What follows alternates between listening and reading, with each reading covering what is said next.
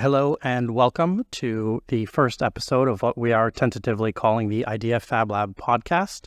I'm here with Weston Mossman, the director and founder of Liminal Space, and with Wendy Frances, the co-director of Liminal Space.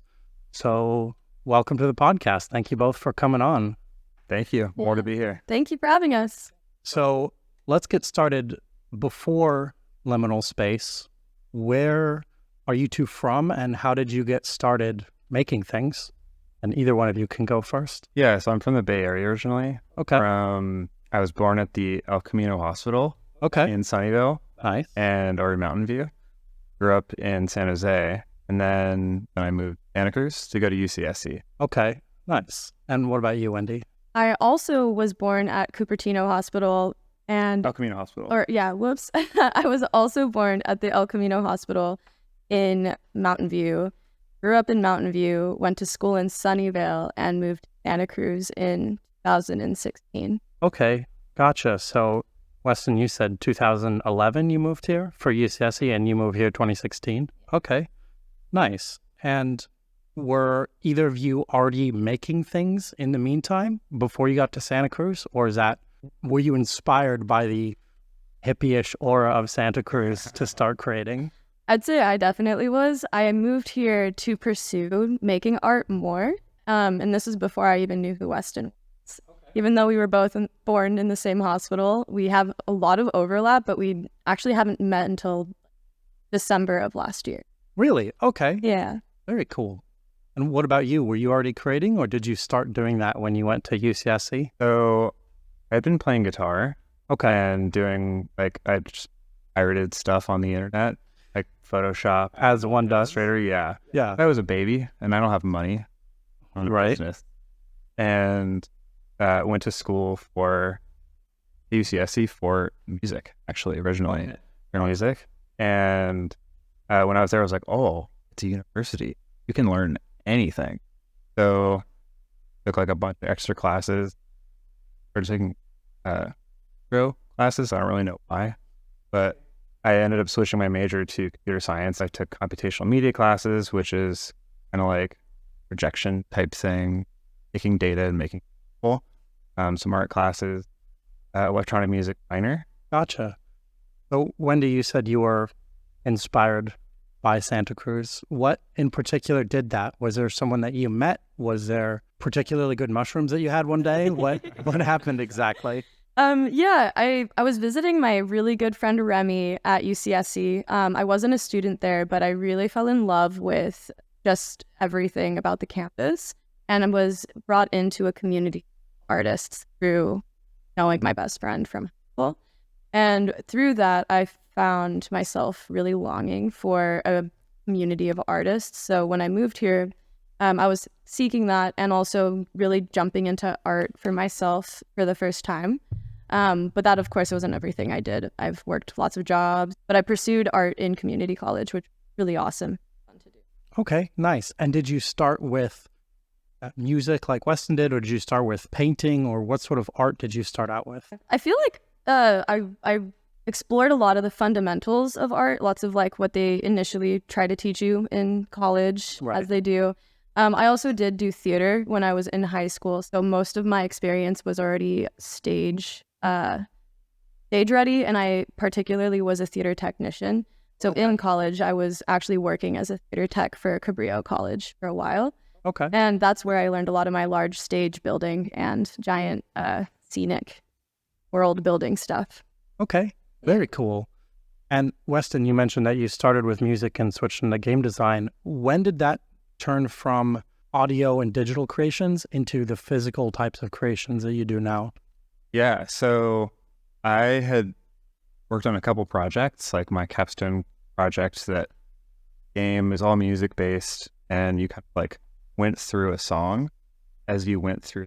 But yeah, so that was audio-visual, or an audio-based game mechanics, and the game that I ended up working on was also audio and gaming.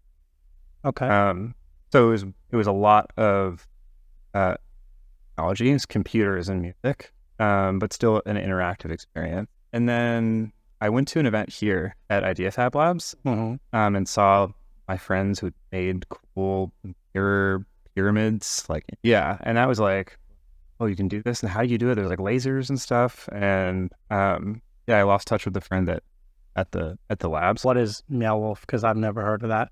So Meow Wolf is an art collective, and it's become this countrywide business that installs these really, really incredible, immersive, like multimedia, hundreds of artists, immersive, interactive experience. It's pretty awesome. Yeah, it's like one of the best things that has ever happened to me. Okay. And have you gone as well, or did you go at the same time? Did not. I actually have only been to the one in Las Vegas, and it's Omega Mart. I've never been to the original one, which is the one in Santa Fe, correct? They're all really incredible from what I've seen online. There's actually a new one that just popped up in Texas, Grapevine, which I really want to go see. Yeah, and eventually I think one of our goals with Liminal Space is to go on a Meow Wolf tour and go check out all of them, because that just would be so inspiring. Yeah, totally. That sounds amazing. How many are there throughout the country? That's a really good question. Yeah, 4 or 5 at this point. I'm not positive. There's 3 for sure. Pretty sure there's a 4th one up. And I think they're doing a mall thing. Oh, yeah, the little mini mall thing. Yeah. So they take over like huge warehouses. And you mentioned that that was one of the goals for Liminal Space. So that's sort of a good transition into what is Liminal Space? How did this start? And what do you guys kind of hope to do with it? Ooh, so in 2016 to like 2019, I was just doing events with my friends and like, what can we do? Like, we're all artists and musicians. We're also in the Bay, where there's not really a lot of opportunities like that, especially. Right. So we were just doing it ourselves, and after a while that kind of fizzled out, and COVID happened. And during COVID, artists, community, and art experiences in general just kind of like died. Yeah. What you ended up with was really cool, like projector type experiences where you like socially distance from each other while there's a cool projected thing on a big wall. It's really cool. And it's also, there's a lot of other kinds of art that exist, and also an inherent human part of art. So I started going to this meetup called Art Meetup Santa Cruz. All right. Started by a friend, Danny Fernandez.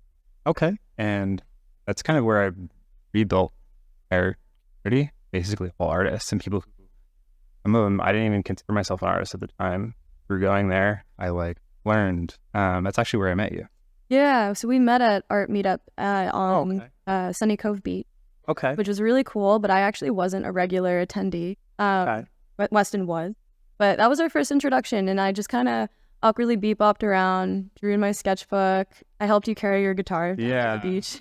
Yeah, I remember you were like sitting by the fire. I'm like, hey, how's it going? Yeah. And we started talking, and I had to go on my guitar. You're like, want to help? I'm like, sure, I need that. Yeah, why not? Why not? And then we didn't keep in contact, actually, after that. We were just, it was a passing meeting moment. And then a few months later, I see a message from someone saying that a church that is going to be torn down is being used as art space. And I kind of like looked into it a little, and then I didn't. And then I heard it was like called Liminal Space Collective. And Liminal Space had ended up with this church on the west side of Santa Cruz to just completely deck out floor to ceiling every room in crazy immersive art of all types. Okay. And of course, me having moved here to become a part of an art community, I saw this as an incredible opportunity, but I got really nervous. And it took me like weeks to message the Liminal Space Instagram. And when I finally did, I got convinced by my friends to do it. Weston responded. I didn't know it was Weston though. And he was just like, yeah, come check everything out. Like, come make art basically. And I really wanted to do a mural, which I got to do. And I think that kind of just started our friendship, because I just kept showing up every day and doing crazy stuff. That's kind of how friendships work sometimes, yeah. Yeah. Being the most prolific and helpful. Aw, shucks. Yeah. Thank you. And how did the name Liminal Space come up? I have a semi-long story. That's why we're here. Yeah, during COVID, I spent some time with friend Ava, our friend Ilya, Jesse, and it was completely empty. And Ava and I had gone to UCSC together, and that's where, like, Ava also is from the Bay, and we all, I knew them. Okay. And then we were there while it was completely empty, totally different experience, and it was eerie and weird and odd, and I felt something. And Ava said, like a liminal space and looked it up. And then I learned so much more about it. So a liminal space is a place of transition, kind of a like fuzzier in between one definite state, another definite state, and then whatever is in between. Yeah. And when that fuzzy state is something that's so apparent, it can be uncomfortable. And also I think it's something that's really powerful to be able to be in that fuzzier state, acknowledge that's kind of a constant. Yeah. But the one constant isn't the definite this or definite that. I think it's very appropriate as well that you're talking about the uncertainty and the transition between how things are at one point and at another point. And the fact that this came to and you started doing it in the wake of COVID, I think is very appropriate because that's sort of a societal liminal space that we kind of went through together. Totally. Yeah. Right in the middle of COVID. I'm like ambient musician, and I wanted to do live ambient music. Can't play anywhere. Right. And also I had this experience at Art Meetup. The whole thing is they want to be there. They want to get uncomfortable at an event at 11th Hour Coffee. Oh, yeah. With my friend Braden, who's nice. Amazing. And it's pretty cool. Yeah. And it was great. It was like the first event, and me and a friend do ambient music while set out like different kinds of art stations. Right. Like a big collab canvas, some like materials on a table, and kids showed up. Like children showed up. So I was like, dang, I thought this was just going to be me doing my music and having people do art. Yeah, that sounds amazing. Yeah. And so when did you officially join Liminal Space? I actually officially joined December of 2022. Okay. I missed out on the 11th hour era of Liminal Space, unfortunately. Actually, I had just started working at a PR firm in 2021 when all this had been going on. So I was in my own world. Right. But by the time December 2022 came around, and that's when I had seen the Instagram and the Circle Church as an opportunity, and kind of just meandered on in. And I presented a mural idea that I wanted to do on one of the main walls that you see when you first walked into the gym of the church. Okay. And I got to execute that, which was really cool. And it's this giant figure, and we had made this giant looming figure. His name's Lumen. We made this figure kind of floating in a galaxy or space, and I feel like that being the first thing that you saw when you walked into the gym was a really amazing representation of just like an open-armed opportunity space, or just a place to get creative or to think, which was really fun. The Cosmic Hug. Yeah, Cosmic Hug was the original mural name, which was really sweet. Yeah. That sounds very comforting to see in a way, totally. because you are going into this unknown space, but the first thing you see is this very friendly, glowing humanoid. Yeah, very ominous in a way, but like in a good way. Yeah. Yeah, it's ominous in a way that you can identify with. Yeah. I feel like everyone's able to like be like, oh, that's me. Yeah. Yeah. Everyone loves Lumen. I bet. Yeah. And are there pictures of these events that you've done on the Instagram that people can look at? Yes. Yeah. People meaning me. I'm going to go look at it later. Yeah, just you. Just me. You're my only friend. Maybe some other people. So December 2022, that was just about 1 year ago. Oh, what have you two been doing for the last year? Whew. Everything. Everything. I think it's just exploded, expanded. The liminal space universe has taken so many incredible turns. I'm sure Weston has a lot to say about it. From the church closing down, which is now fenced off, we started to explore other avenues of creating work in different mediums and ways. But the church, I'd say, that first 6 months, that's kind of where we picked up all our momentum. Okay. And including like picking up lots of people to work with, including myself for Weston. Right. It went from being this thing that Weston was doing at 11th hour to suddenly 1,500 people were showing up for these events that were happening. And specifically, that was 2 of them, right? 1,200 up to 1,500 people. There was definitely a lot of people, and then there was other people who showed up. Yeah, there's a lot of people that had to get turned away for safety and capacity reasons. Yeah. Which actually is kind of how I became more involved with liminal space, was after the mural had gone up and the event was coming up, which was Northern Lights, was January 13th. January 14th. January 14th of 2023. That event just kind of came by really fast from December when I started. I started around December 16th. So between December 16th and January 14th, we had planned this big event together that I was like a background character for initially. I just was a muralist. I wasn't planning to take any bigger roles or anything. And then I kind of did. And that was because of the capacity of how many people were trying to get in. And I think the tickets were limited initially to 500 or 600 tickets. For Northern Lights, it was even less. It was even less. Yeah. And like 1,000 people were showing up.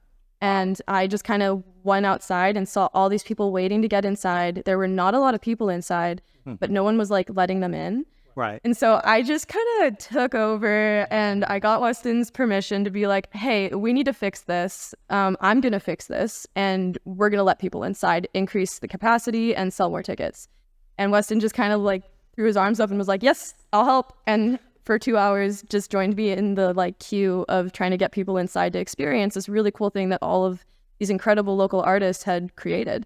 Right. And it was successful. Yeah. It was really cool. And, right. And Wendy was just like, I didn't know this person super well. It's like, yeah, it's a homie and like cool person that I like has been spending more time with for the past month while doing a crazy renegade art project. Yeah. And then suddenly I'm like running around having a good old time, not really paying attention to the event because I was so brain dead from having like done the event. Yeah, exactly. Yeah. And then when he's like, we have a problem. So then we handled it. And then she was running back up and down the stairs to like make sure that flow was equal, and then would say, hey, we're at capacity, don't let people in. And then 30 minutes later, it was like, hey, okay, it's empty, you can let more people. So as a result, a lot more people, like maybe double the amount of people were able to experience that really monumental as a result. Yeah. That's great. And from that night, we decided that we were going to just plan another event because we had this church for an undisclosed amount of time. Right. There was a lot of like, oh, you need to be out of here next week. And then suddenly we had it for another month kind of situation. Yeah. Right. So we just kind of kept planning events. And there were some small ones in between the large ones for sure. But by the time we had finished Northern Lights and kind of cleaned up from that event and recouped, we decided that we were going to try to do a really big one. And it was going to be the final event because we were also told that we needed to be out of the church. Okay. So in that period of time between January and March, I also was given the opportunity to create an entire room in the church, not just a mural. Okay. And that's where I started to bring in my theater experience in scenic design and world building, which I love video games. And I haven't really said that yet, but a lot of my inspiration does come from video games and like the worlds in a game. So I wanted to create a world that was reminiscent of a game, and I call my worlds biomes.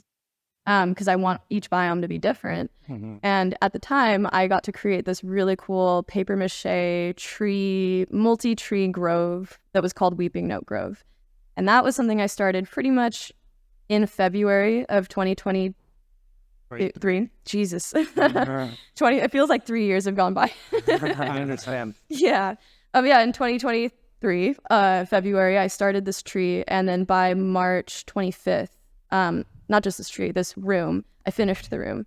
And I raised funds on GoFundMe. I got a lot of local volunteers and artists to help me. But that was all in preparation for the event called Impermanence. Okay. And that's in that period of time is when I also started to step up and take a more director role within Liminal Space to just kind of help coordinate and create the community I always wanted to be a part of, which was really awesome because that's literally why I moved here. Yeah, that is awesome. And I see you have the shirt. Yeah, exactly. For Impermanence. That's very cool. There was the flyer. I made this flyer. It was like a kid looking into a really bright, blindingly bright door with all these blocks that were stacked around it. Okay. It's the church. It's going to get knocked down, you know. Right. And seeing this beautiful thing that can happen when we all stack these blocks together and make something that I'd always really wanted to do for an event, to have the event look like the flyer.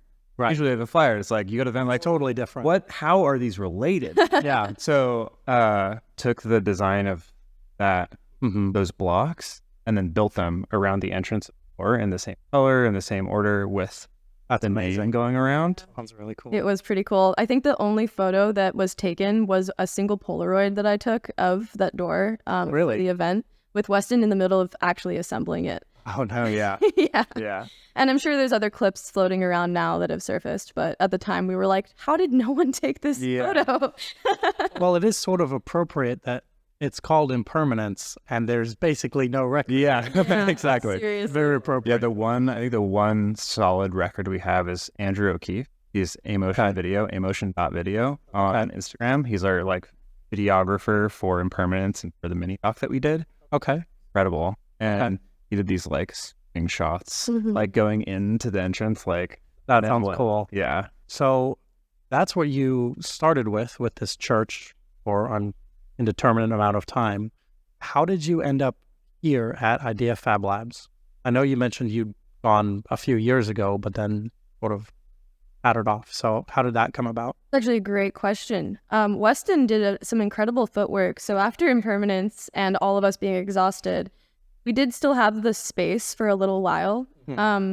And we did want to throw one more final event. Sure.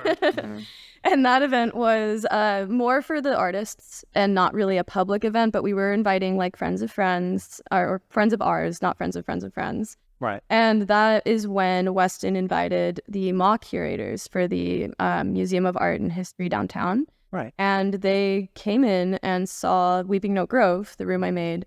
And that sparked interest in us creating at first it was going to be just tabling at the MA's frequency event. And then Weston talked them up into, and also by inviting them into the room that I had built, talked them into letting us build something for the atrium of the MA. Okay. But the problem was we weren't going to have the church anymore to build at, and we needed somewhere to go. So Weston also asked Jordan, since he had known Jordan and has worked with Jordan on other projects, if we could work on building the pieces for the atrium at the MA here. And we started really concocting that plan in May of this year. Okay. Yeah, it was a lot of work. Yeah, I'm sure. Yeah, so that's kind of what began the opportunity of this incredible partnership with Idea Fab Labs, and also just the opportunity to be in the local museum. In that period of time from May to now, we had amassed over 75 volunteers, Wow. raised $4,500 to create what we created, and we made some really cool stuff, which is so exciting. And now we're doing this event that it's top secret. Oh, a top secret event. Okay. I'll need to learn more about the top secret event at some point. Okay. Cool. Well, you have a couple of pieces of art. We have this lovely mushroom behind you and some other things to show. So why don't you tell me / viewers where this stuff came from? Totally. Well, this piece is actually one of the original mushrooms from the Circle Church. Oh, okay. Which is crazy. It's gone through hell. Many events have happened between then and now, falling apart. It's literally held together by tape. And it's paper mache, chicken wire, painter's tape, lots of paint, and reclaimed wood from the church, which is really cool. It's also a ton of recycling. A lot of the work that we do is recycled materials, which is honestly incredible. It saves a lot of money. Yeah, of course. Yeah. It's good for the environment as well. Yeah, exactly. And it's really just been fun carrying it along, bringing it from place to place. People love it. It's also blacklight reactive, so it glows. Okay. I wish we had a black light. I would love to see that. No, yeah. Next time. Yeah, next time. But yeah, that's where this piece is from, and we're using it in the event we're doing here at IFL, and it's going to be one of the scenes that is a mushroom biome. Okay. That'll be fun. Very cool. I love that you can keep using it. You made a piece of art that you love ages ago, and you can just keep putting it into different environments. Yeah, it's sounds pretty fun. It's also like it generates a story because our quality is significantly increased, especially with like the production and the hands that we've had, the volunteers. Like I said, there's just been so much growth in our style, even that you can really see a difference between the pieces from the church and the pieces that we made here for the MA. But having them all together really does tell a story and shows a timeline of just all of the work we've put in. It feels really gratifying. Yeah. Very cool. Yeah. And also combining Liminal Space, Idea Fab Labs community and having the kind of skills cross-pollinate with each other. Right. And somebody who had never done laser cutting suddenly is a laser cutting professional. Yeah. I'm not a professional. But like so many of us had never done it or had never 3D printed or whatever, you know, and then you get the opportunity and you actually really like it. Have you found it really valuable in the Idea Fab Lab community, getting ideas from other artists that you want to incorporate into shows? Absolutely. Absolutely, yes. Yeah. I don't think that Crystal Note Grove from the MAW would have been half of what it was if I hadn't met the community members of Idea Fab Labs. The amount of technical just interest, artistic abilities, and intelligence that went into creating things that, I mean, I'm sure I could have learned with a couple years of practice, but it's other people's entire passions. Right. And there were incredible things done with pieces that I made that only just leveled them up by tenfold because other people from the community had been able to put themselves into it. Right. And we actually had heard from a few people that they never thought that they could create something like big, pink, and swirly and weird scenic worlds, but they have always been able to do the technical stuff. So combining the two things and giving them the opportunity also to like actually create something beyond just the technical stuff and get their hands in the paint or have them do some of the more material building or whatever it was a really cool experience overall just to see the collaboration and the interest and just like the excitement. And now we have friends in the Fab Lab community who are interested in creating their own installation pieces that go beyond the technical stuff that they had already been doing fantastic work within, which is really cool. Yeah. You two get to spread the idea that you have of these installations to all kinds of people. Yeah, it's so much fun. Having other artists come up to me and say they want to contribute something to the space actually just happened. John Rawls, who was the previous artist in residence here at Fab Labs, makes these really cool game cabinets. And right now he's doing animatronics and wanted to contribute an animatronic piece to the event that I'm about to do with everybody.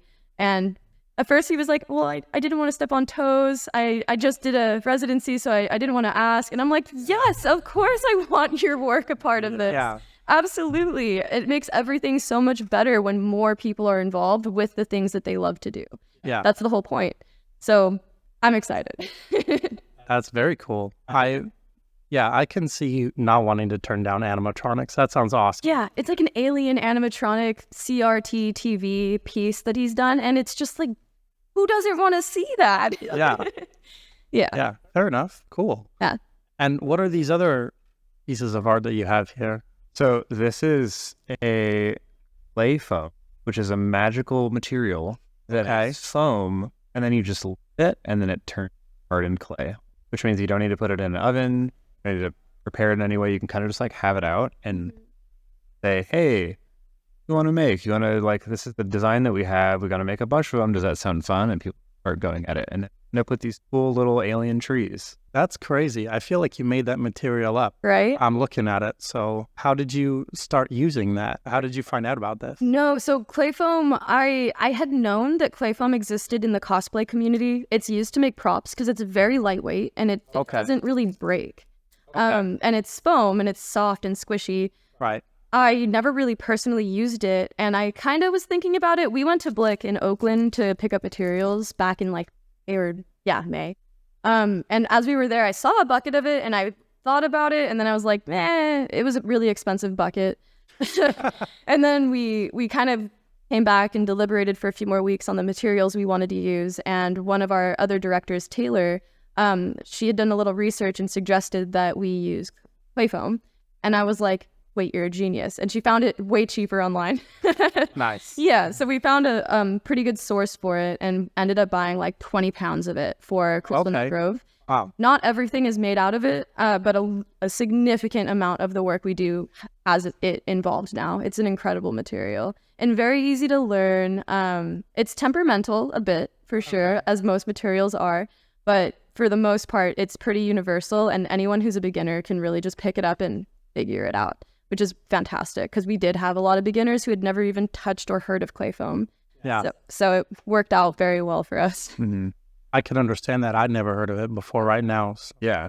But it's very cool. We What have is this? This is another little usage of clay foam. Okay. It's artigrade. Okay. Nice. Yeah.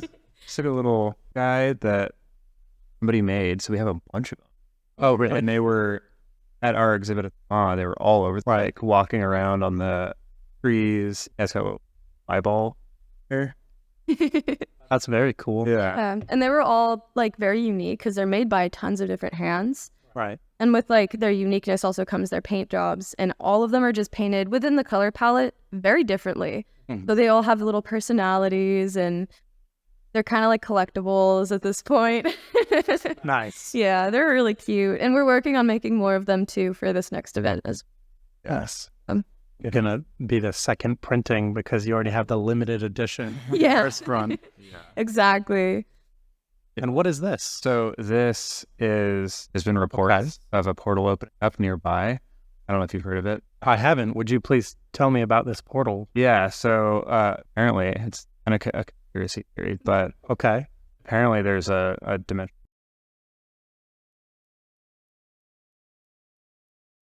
I don't know if we want to find out, but that is very cool looking. Yeah. And since that doesn't seem to be made out of the same clay, how did you make that? So this is 3D printed. 3D printed? Okay. Yeah. So I learned how to 3D print at Idea Fab Labs. I had always liked the idea, but I just heard that it's hard to set up, Mm-hmm. finicky, and yeah, I just never jumped into it. So at Idea Fab Labs, they have 3D printers. You take the course, Right. learn from somebody who has a lot of experience with it. Like, hey, this is like thing that sucks. This is that thing that doesn't really suck, but you thought it did. Right. And then you just start printing things.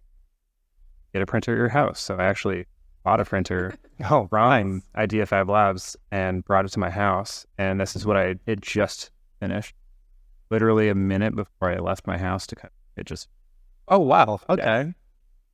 Nice. So we end up using a lot of not only the devices that are here, Mm-hmm.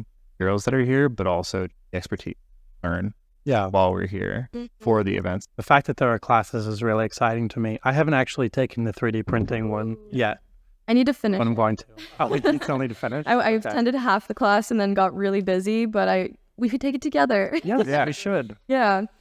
It's really cool seeing how the different materials from the space are used, because like I've never really experienced using a 3D printer or laser cutters, and here I got to use the things that come from them, including the 3D printer. One of our bigger pieces out in the hallway is just covered in 3D printed crystals that our community member, beloved friend Kiara printed. Nice. And they actually have a couple of printers at home where they were printing out and also letting us use the file to print them here. But the 3D printing leveled up the installation significantly, because it's, as much as the clay foam is really, really cool, getting that perfect crystal look is not as easy with other materials hand building as you'd think. So the 3D printer came in clutch. Oh, yeah. I bet. Yeah. And we decided on the crystal biome months before we even realized that we could use the 3D printer to create crystals. So just having the tools available to us to level our skills up was so invaluable to everything that we've been doing. Yeah. It actually originally was going to be a slime biome. Really? Yeah. I still want to do a slime biome, but I think I'm a little out of my realm. I'm so glad we didn't do it. The mom. We were like, we had a conversation one time as my partner Tiffany, and we were like, how are we going to do this? Like, nobody we know knows how to do this. People have done it on the internet, but I can't just like go on Pinterest and like get on a phone call with whoever made that thing that I'm looking at. Yeah. And then my partner Tiffany was like, I'm going to do a crystal biome. And then Wendy and I were like, yes. It's hard. It's solid. Yeah. Yeah. It was great. That's pretty funny. I'm looking forward to seeing the slime biome whenever it happens.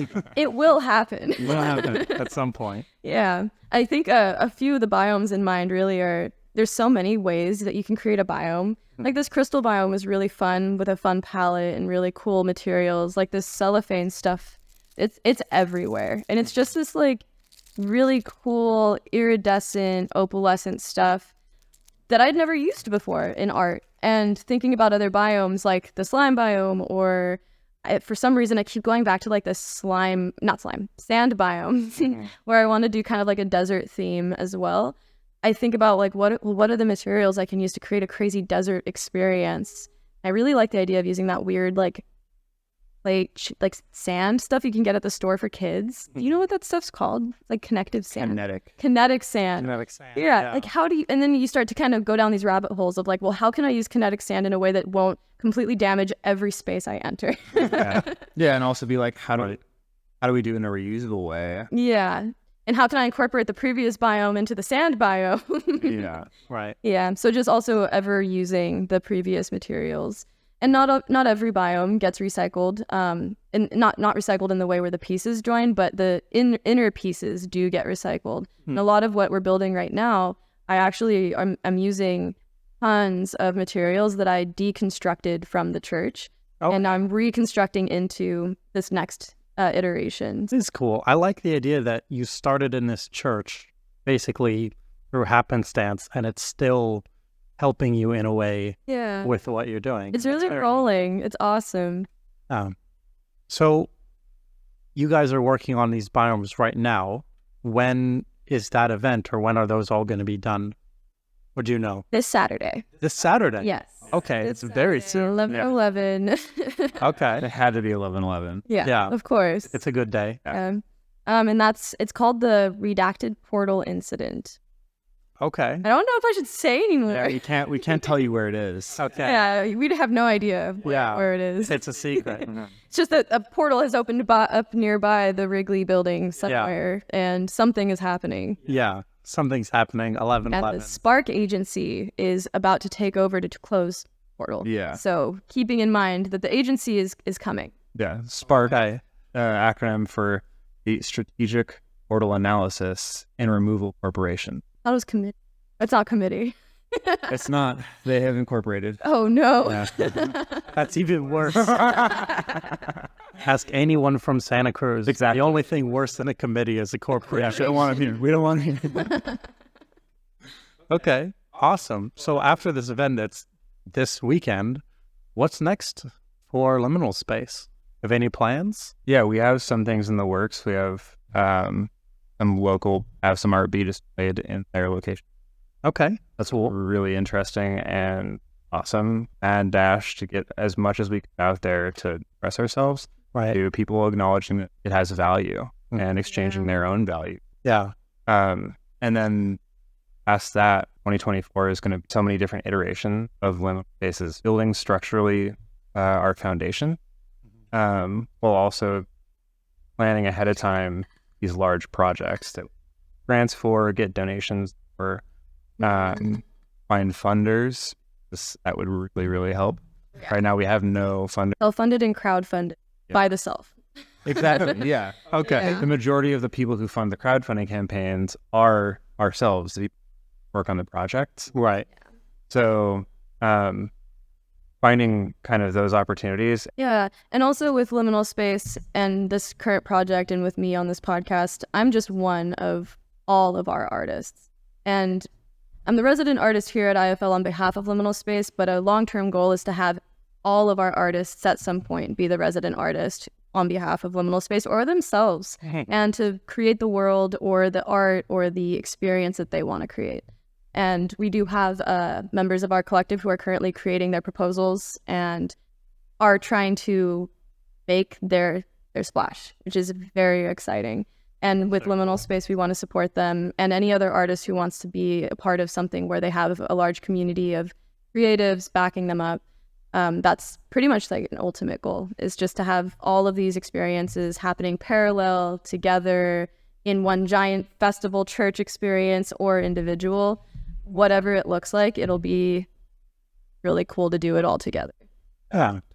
I think enabling that platform for people or artists to write a grant, have a process, and also kind of have the collective effervescence that makes projects like possible, that makes conversations happen, that makes familiarity happen. Do you have new artists joining you all the time? I know you mentioned sort of a collective, like the board or something. We always have new artists joining all the time. Anytime a person pretty much shows interest and shows up, they're a part of what we're building. Right. And whether or not they want to do something more significant aside from volunteering on a project is really just up to their own imagination.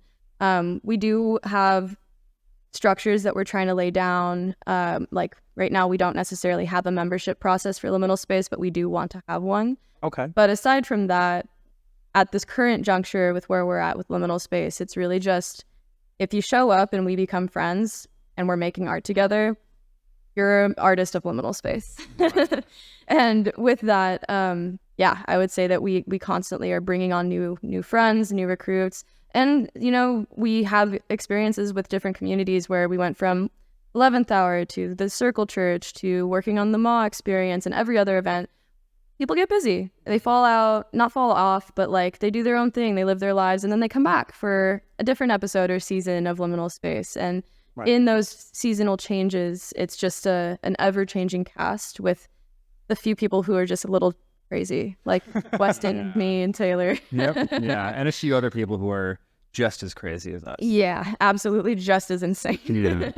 I mean, that sounds like a fun time. It does. So if anyone in the greater Santa Cruz area, Bay Area, wants to come hang out with crazy artists, they should check out Liminal Space. Absolutely. Oh, What yeah. I'm hearing. Definitely. Okay, cool. Well, surprisingly, we're just about at an hour. So is there anything that either of you, is there anything else we should talk about? We tell people where to find you. I want to get back to building this event. So I think we should do is have another podcast and talking because a lot to talk about. Potentially do a part 2. Okay. Yeah, exactly. All right. Cool. Well, to wrap up this one then, where can the people find both of you individually and Liminal Space? Yeah, so for Liminal Space, we have Instagram. It's at liminal_space for collective. You didn't botch that. I didn't. I tried it really hard. Nice. And then we have a website, liminalspacecollective.com. And there's a form you can submit if you want to get involved or just say, hey, what's up? But if you're interested in doing something, joining or volunteering or whatever, or have an idea for a potential opportunity or know somebody who is interested in funding this, that's a great way to either on Instagram or on the website. Okay, great. And what about personal? Do you have personal Instagrams or websites? My Instagram is at Wendy Espresso, like espresso. Okay. Yeah, and mine is Also check out Swayer Music on Spotify.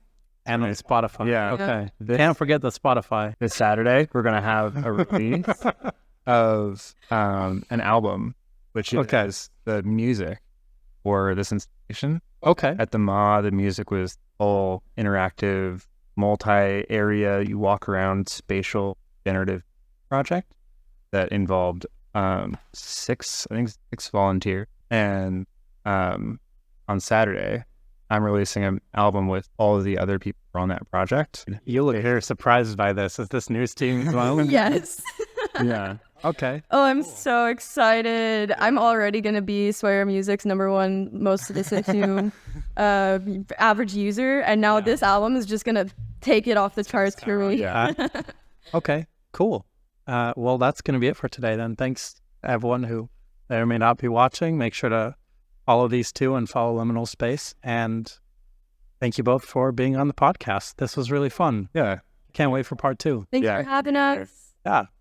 This is so cool. Yeah.